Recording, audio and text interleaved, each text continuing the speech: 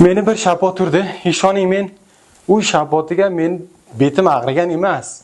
Meni qalbim ag'ridi. Butun dunyo menga qarong'i bo'ldi. Nima uchunki bir bosh kiyimim bugun Afg'onistonga ahamiyatga ega emas. Bismillahirrahmanirrahim. Men Hibatullo Yaqub o'g'liman.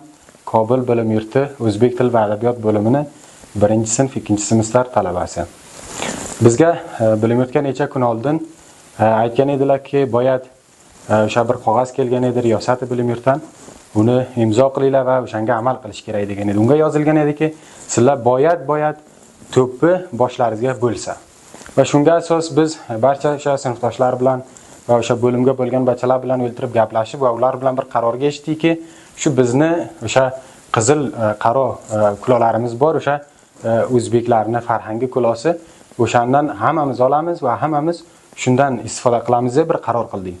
Va mana bugun chorshanba kuni Kobul bilim yurtiga biz o'sha kulolarimizni olib keldik va u yerga bir ilmiy seminar bor edi. Seminardan chiqib, barcha o'sha o'zbek bo'limini talabalari bilan birgalikda chiqib va mana shu fursatdan foydalanib bizlar aytdik, shu mana yoz nima fasli ham bor, bahor fasli ham bor, bizlar aytdik, shu tabiatlarni saqlanish uchun shu nimalarni, o'sha chiqindilarni yig'ib olib, o'shalarni muayyan bo'lgan joylarga tashlasak deb paloslik olib va o'sha boshimizga o'sha to'plar bilan biz chiqdik.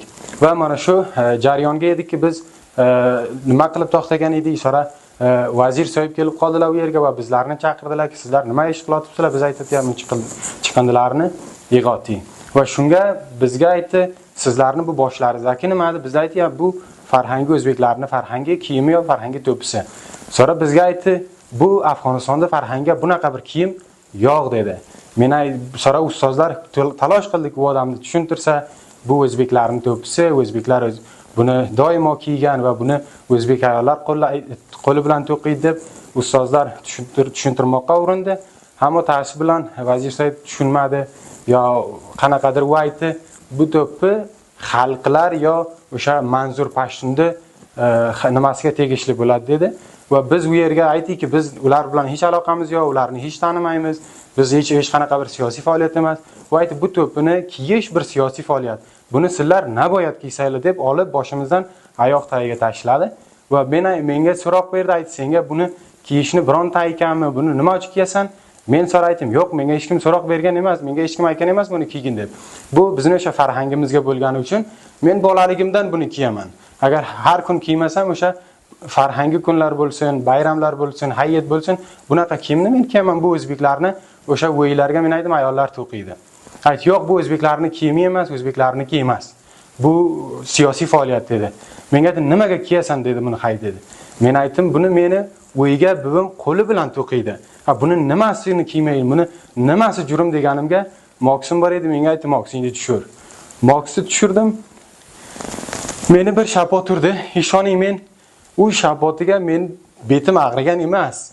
Meni qalbim ag'ridi. Butun dunyo menga qarong'i bo'ldi. Nima uchunki bir bosh kiyimim bugun Afg'onistonga ahamiyatga ega emas. Vaqtki men o'z kiyimimni kiysam, o'z tilimga gapirsam, buncha haqoratlansam, bu yurtga yashash menga juda chidamli emas. Uzr, men so'zlarimni davom eta olmayman. Men bunaqa bir vaziyatni ko'rib va bizlarni yomon bir shaklga olib borib, hattoki biz odam o'ldirgan bo'lsak, bunaqa bir harakatlar qilib bizni hammamizni bu yerga o'sha kartlarimiz, taskralarimiz, kimliklarimizni hammasini yozib olib, uni ham o'sha Mo'uni ilmiy pointini zamonat qilib bizlarni chiqargan. Taassub bilan mana bunaqa bizga qarshiliklar bor va biz mana bunday qarshiliklar bilan tobaka yashaylik. Bu uyg'onish kerak. Bizni mana shu himoratga bo'lgan buyuklarimiz nima ish qiladi? Shulardan iltimoski biz xalqning ovozini eshiting. Eshitmasangiz bir kun ham Tingrini oldiga malomat bo'lasiz, ham xalqingizni oldiga malomat bo'lasiz.